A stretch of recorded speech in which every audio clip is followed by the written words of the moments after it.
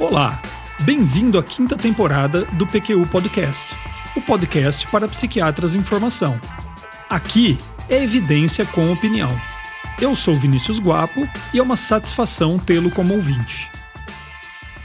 No livro Clinical Psychopharmacology, do psiquiatra Nassir Ghaemi, o título da sessão sobre a cachizia é O mais importante sintoma extrapiramidal.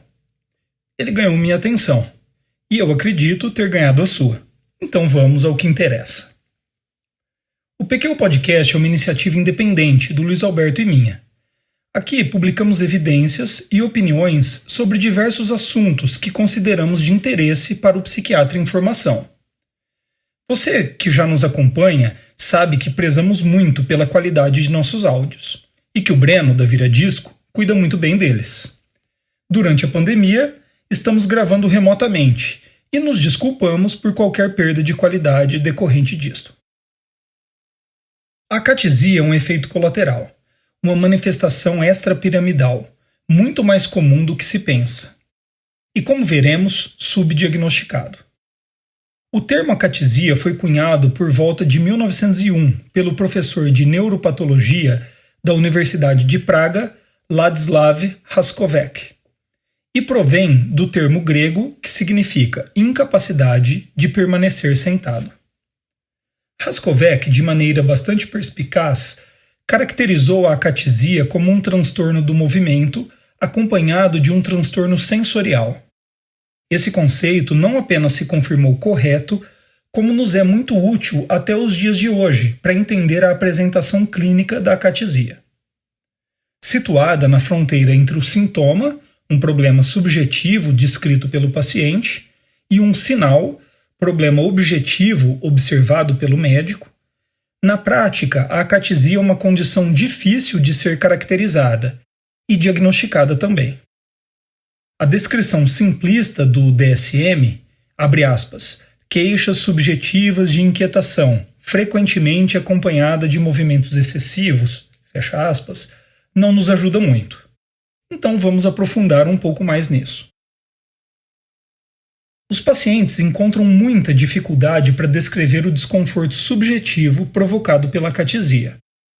Isso se deve à falta de parâmetro de comparação para essa sensação.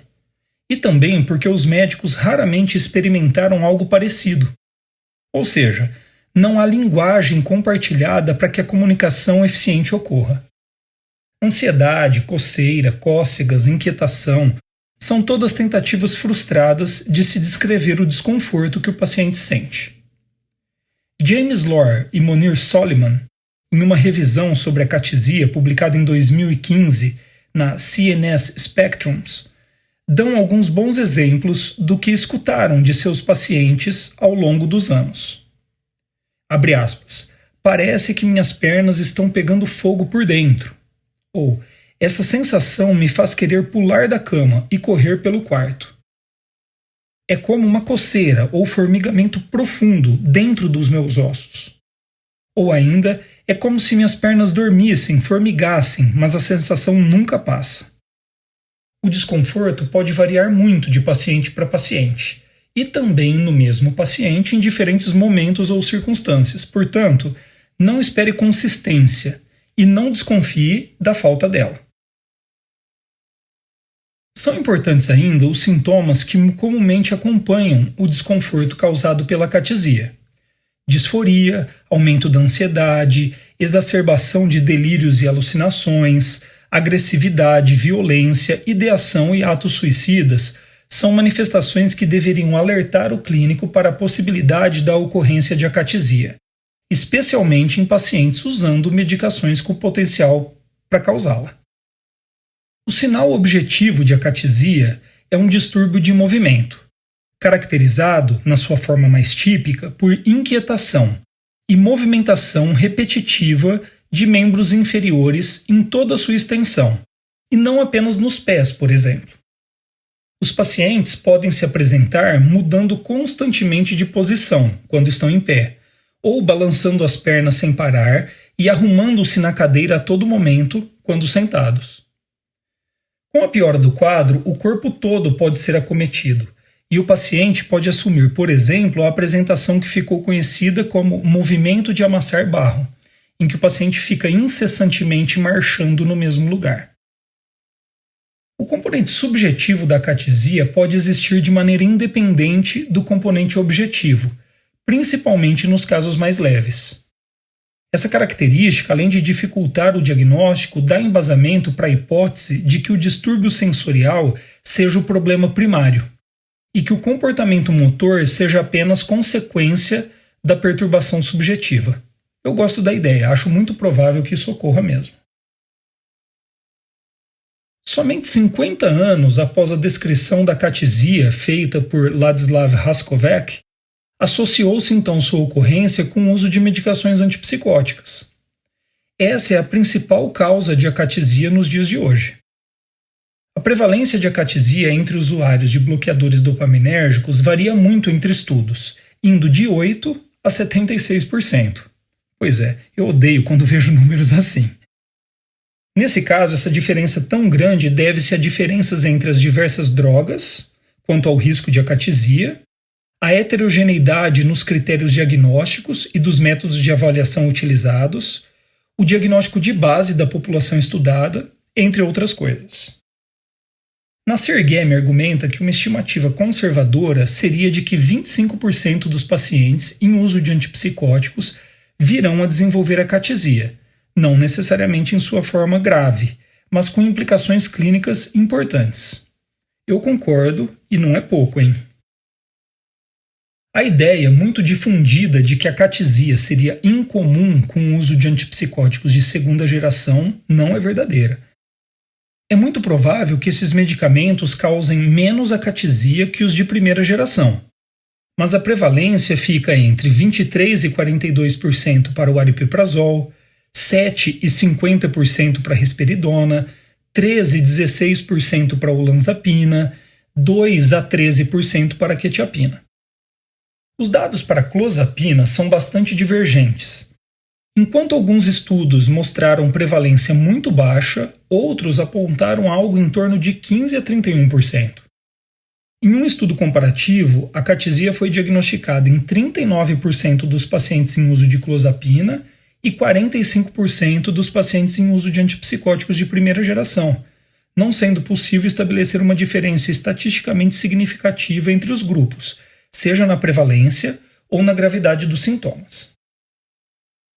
Além dos antipsicóticos, outras drogas com efeitos antidopaminérgicos relevantes ou não podem causar acatesia, sendo provavelmente o antiemético metoclopramina a mais conhecida entre elas, mas a lista inclui lítio, azitromicina, bloqueadores de canais de cálcio, além de drogas de abuso como êxtase ou cocaína. Antidepressivos podem causar acatesia.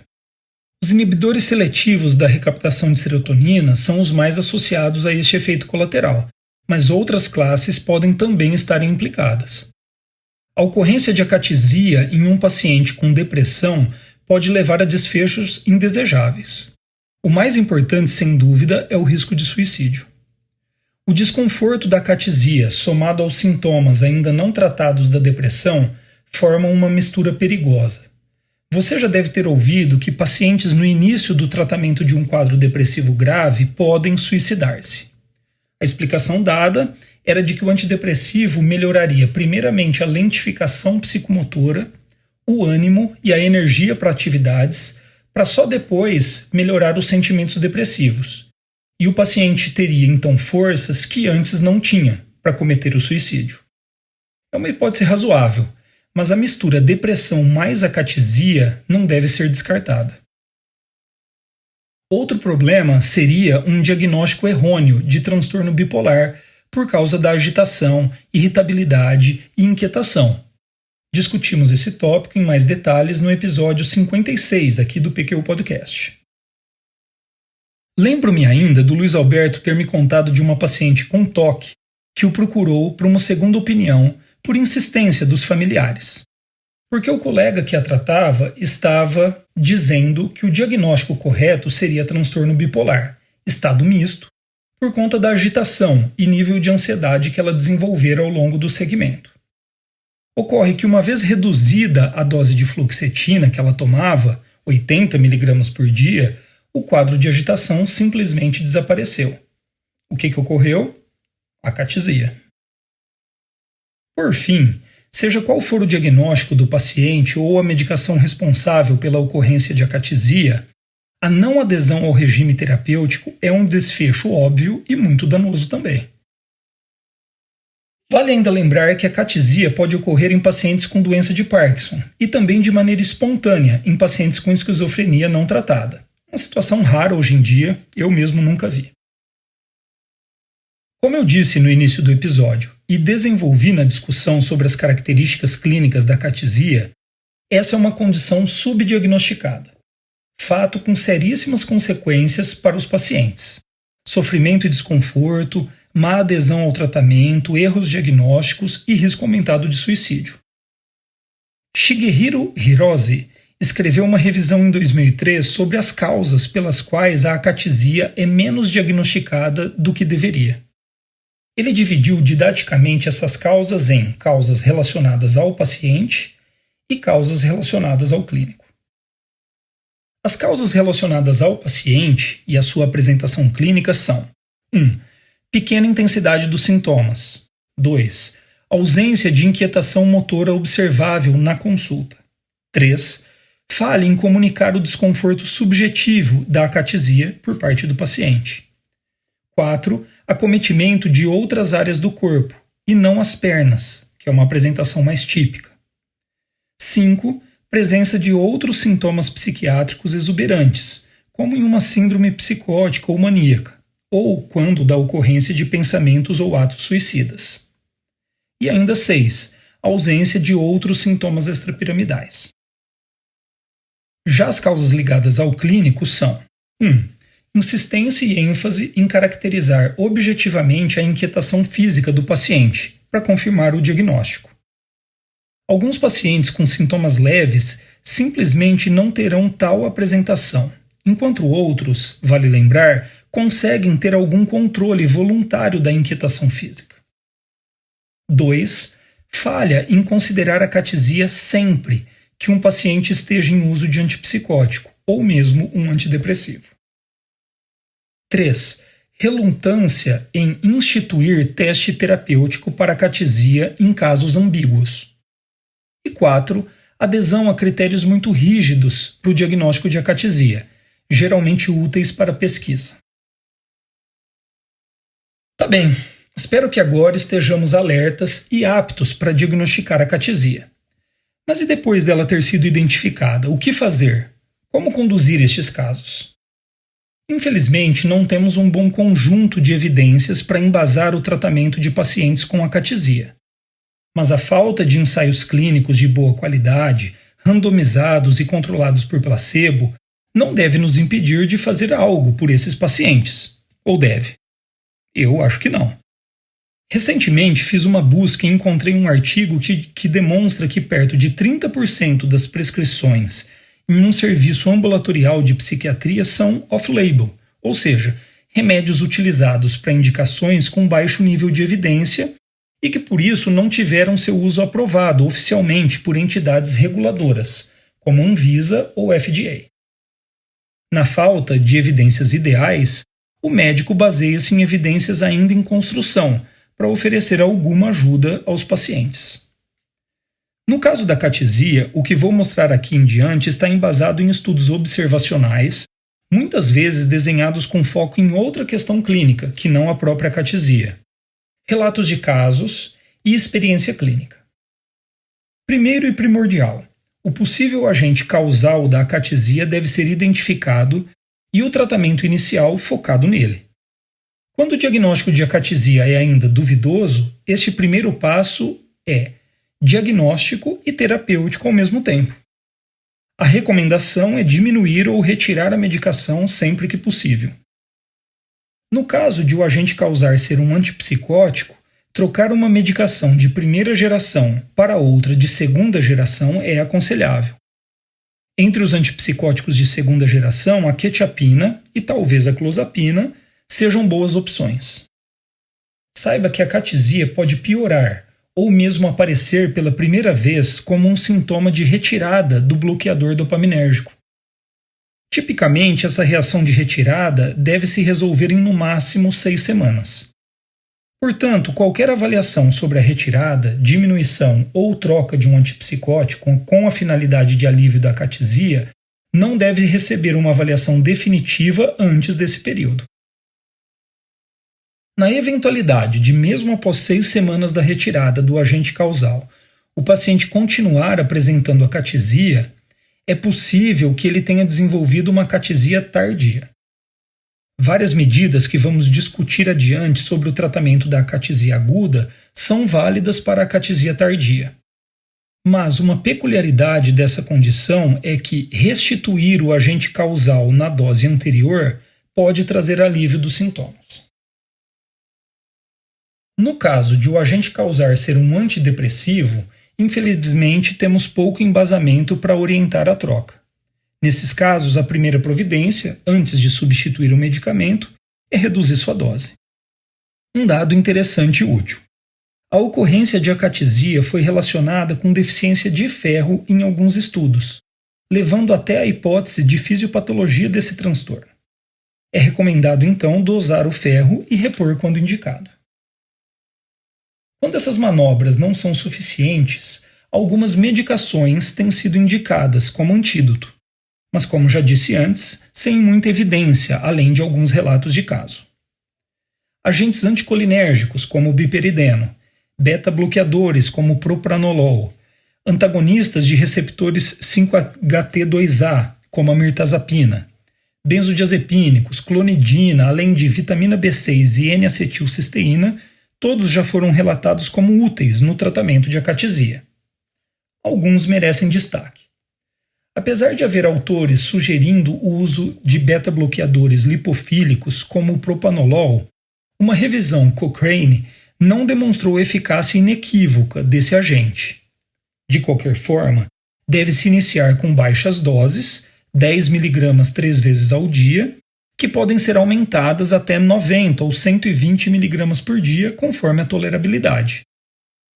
A frequência cardíaca deve ser monitorada pelo risco de bradicardia.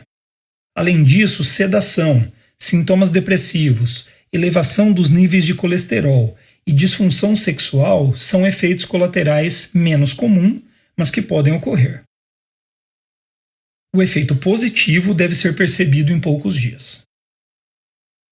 Assim como os beta-bloqueadores, uma revisão Cochrane não foi capaz também de dar suporte ou refutar o uso de anticolinérgicos. Aparentemente, eles têm maior efeito quando a acatesia ocorre na vigência de outros efeitos extrapiramidais. Biperideno entre 2 e 6 mg por dia pode ser tentado. Em uma pequena meta-análise de apenas 2 ensaios clínicos, o antidepressivo mirtazapina demonstrou eficácia no tratamento de acatesia, com N para tratar de 5. A sugestão é que, em caso de fracasso do teste terapêutico com propranolol, a mirtazapina seja tentada. Beta-bloqueadores, anticolinérgicos, antidepressivos são medicações utilizadas quando há necessidade de se manter o tratamento com um agente causador da acatesia. Portanto, o plano é o uso crônico dessas medicações em associação com antipsicótico, por exemplo. Benzodiazepínicos, principalmente aqueles com meia-vida longa, o diazepam, por exemplo, trazem alívio rápido ao intenso desconforto causado pela acatesia.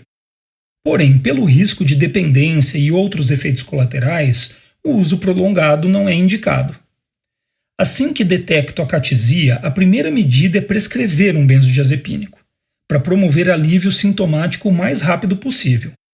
Ao mesmo tempo, começo a investigar o provável agente agressor e, sempre que possível, oriento sua diminuição, suspensão ou troca. Assim que completo essa etapa, inicio então a retirada do benzodiazepínico. Muito bem. Nesse episódio, apresentei uma breve revisão sobre o diagnóstico e tratamento da acatesia, uma manifestação extrapiramidal causada por antipsicóticos e antidepressivos, que frequentemente passa despercebida apesar do desconforto que causa e os riscos que traz para o paciente. Espero que tenha gostado. Siga o PQU Podcast no Facebook e no Instagram. Confira em nosso site www.pqpodcast.com.br todos os episódios já publicados, com as respectivas referências e organizados por data, autor e sessão. O PQU Podcast agradece sua atenção.